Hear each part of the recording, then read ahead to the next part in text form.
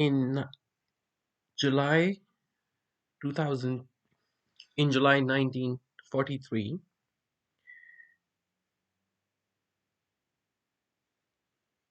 in the journal Psychological Review, Volume 50, Maslow published his most widely known and read paper, A Theory of Human Motivation.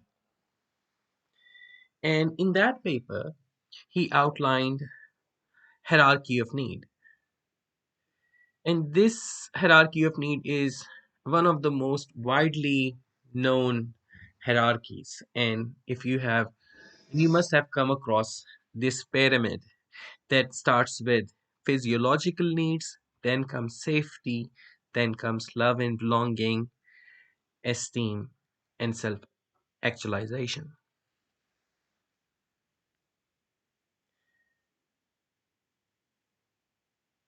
These are the needs that need to be met in an hierarchical fashion.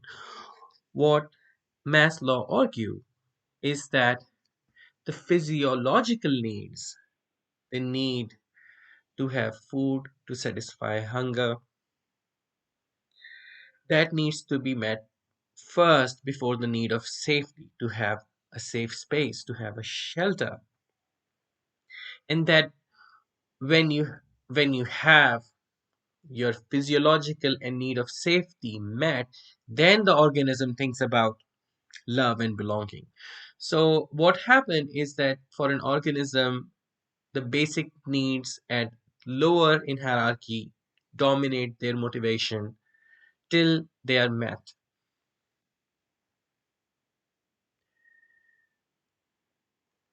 How is it related to trauma? This is what we are going to talk about today in this episode of living with childhood trauma. I'm Hamza.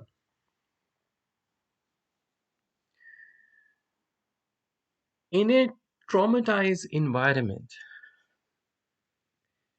the child's basic needs, all these needs are threatened. A traumatized environment usually doesn't fulfill any of those needs. Very rarely the child has access to even proper food. And when children grew up in this environment, their perception of safety itself changes. Because one way organisms, even and humans, know if an environment is safe or not is how familiar that environment is to them. And for a traumatized child, that familiar environment is the home and the surrounding they grew up in. Also, when none of the needs are met, in that scenario, the way they react to those needs are very different. Today, I was watching a video that highlighted this point, and the host says that there is no such thing as needy. Like, this person is so needy, clingy. And he pointed out that imagine if I have been walking in the desert for days, drinking my urine as water because there isn't any. And somehow I managed to reach a house in the middle of nowhere. And the owner of the house served me water and some noodles. how do you think I will be eating them?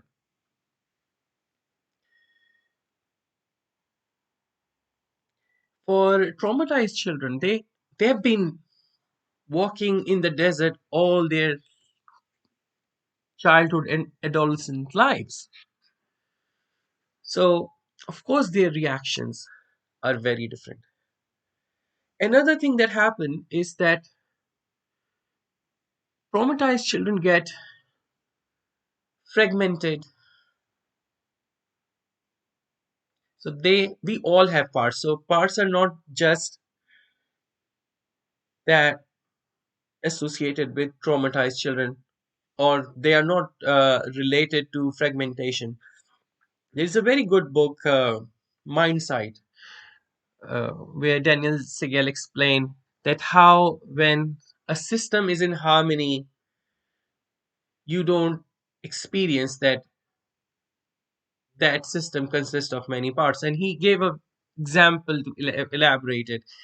And that example is that imagine a crowd of people singing the same song, or I would be, or imagine an orchestra playing a tone, playing a piece of music. They, it, there is a harmony in it. You don't hear individual instruments. You have to pay quite a lot of attention to identify individual instruments if you want to do that distinctly. But imagine if there is no harmony, then you will hear all of it, will be cacophony, and you will be like, you know what, it doesn't feel like music. And that is how uh, traumatized individuals are with their parts. So what happened, and the way I see this concept of part is that parts are nothing but snapshots of yourself. So when you were a toddler, you grew up from a toddler to a school going kid. So there is this snapshot of you as a toddler somewhere with you always. And that's how you end up with all of these snapshots that basically become your parts. Now, what happened is that in case of traumatized individuals, different parts held to different needs. So often they find themselves in situations, in relationships, where a part of them is very angry at them. Why are you still with that person? That person is cheating on you. That person doesn't treat you with respect. And there they find this child part clinging to that person. And it doesn't make any sense to them. Why is that child part clinging to that person? This adult part that is angry at that child part would say, why is that child part clinging to that person? And then there is the self, you observing these parts fighting with each other, or one part being abusive toward the other, and you don't understand what is going on. But if you look at that from the perspective of hierarchy of need, that will make perfect sense, because often this child part has a dominated basic level need. Like this child part is clinging to that abusive person because of the need of safety, because that abusive person is so much familiar to the abusers that were taking care of him when he was that age. And at that age, he didn't have the mental capacity to fulfill the very basic needs that when he grew up, he was able to. That is why he keep sticking with those abusers. Whereas this part that is a bit older than this child managed to make sure that he can be safe, because now he has grown a bit, and he in terms of physical strength also, he has more strength, so he can ensure his safety. For him, what matters is love and affection, and that is where he is. And so because the need of safety is something that he was able to fulfill himself to some extent, that need no longer dominates. And this is another important concept that Maslow has in his paper. What he says is that when a basic need is fulfilled, a, I would say not the basic need, what he actually said, when a basic need at a lower level in the hierarchy is fulfilled, then that need becomes unimportant. And he gave an example that, take the example of that. He gave the example of someone who is very hungry, and now you have food, and then you have your food, and now he lives in an environment where he managed to have food and water at regular times, and in employment that ensure that that food supply is never threatened. Of course he would not see it as an important thing for him. Then what matters more is love and belonging. But when if he didn't have that access to that food, then of course food is all there is for him. That's the most important thing that matters.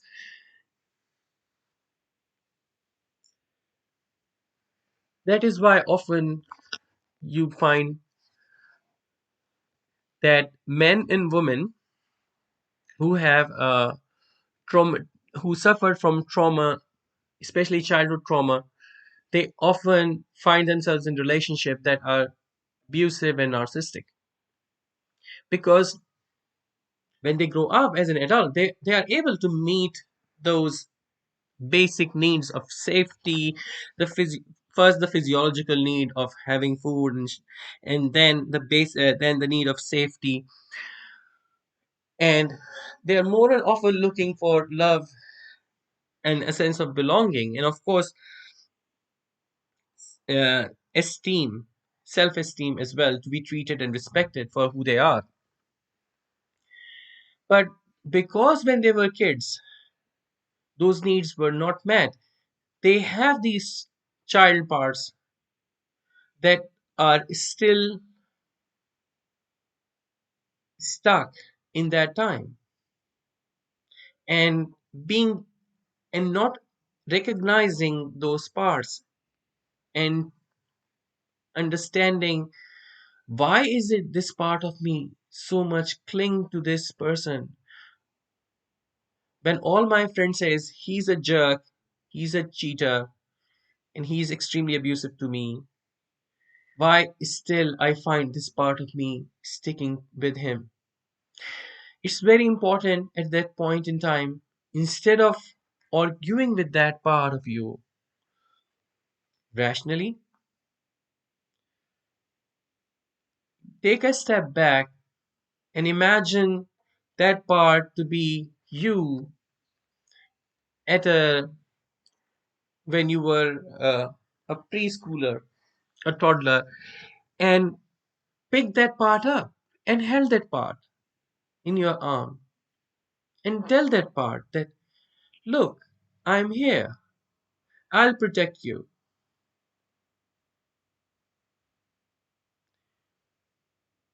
you are safe now.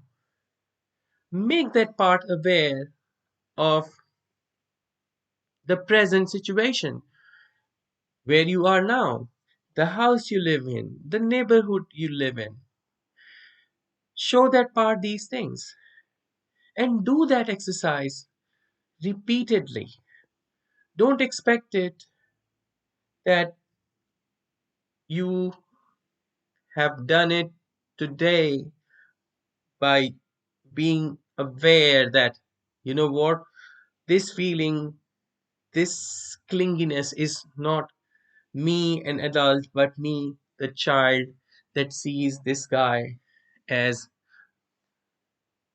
somebody from my someone who was my caregiver, and that is why that little girl is clinging to him. This you need to do repeatedly till that child develops a trust in you, and believe you. Because for that kid, that abusive man is safety, not you. Because that abusive man is behaving exactly like the caregivers in your childhood. And that's all that child know. So when we say safety for an organism, be it human, even animals, safety means familiarity. An environment that is familiar is safer because you know the threats and you know where to hide from those threats. And when you grow up, you need to make sure that these children that are with you, they also understand that new environment and become familiar with this new environment, this new home. Another way of another exercise I can suggest is not even when you're not triggered, imagine holding up this little kid you were when you were a toddler and showing that kid around the house you live in, the neighborhood you live in. Interact with that kid. Tell them, look, this is where you can hide if you want to, if you're too scared. This is the cabinet where you can hide uh, when you're feeling scared. And make them familiar with where you are right now and also yourself. That way you will give them a new role model. And when they are triggered or when they are clinging to somebody who is abusive, see them as children who are traumatized and treat them as such. Rationalizing with them will not help because at that age, the children's cognitive abilities are not well developed. Another thing you can do is just imagine a 5-year-old kid and now try to say the same thing you were saying to that part. Why are you going back to that person? Try saying that to a 5-year-old kid in your head and now see will that make sense to that kid or not? Because if it doesn't make sense to that 5-year-old kid, then of course it's not going to make sense to that part as well.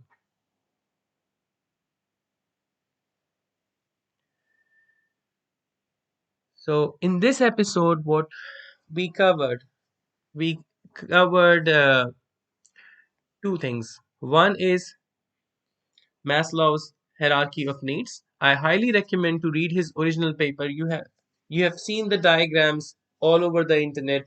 It's high time you find the PDF, download it, and read it through. Give it a read. It will help you understand what I'm saying even better. The second thing that we talked about is how it is relevant in terms of childhood trauma. So, what has happened is that when you were first, the parts that you have, these are snapshot of you growing up.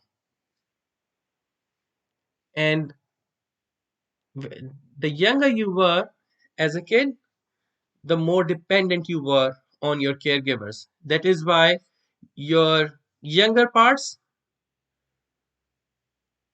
are always looking forward, always trying to fulfill their needs that are lower on Maslow's hierarchy. The very lower needs, like first two, physiological and safety, that are the main needs that dominate them mostly. And then you have older parts that, of course, when they got a bit older, they were able to ensure their safety. So now the need that dominate is love and belonging, and that is the reason why you often find yourself in the midst of this internal struggle where a part of you is angry, another part of you is clingy, and you don't understand why I'm feeling so much anger toward this other part that just want to be with this jerk.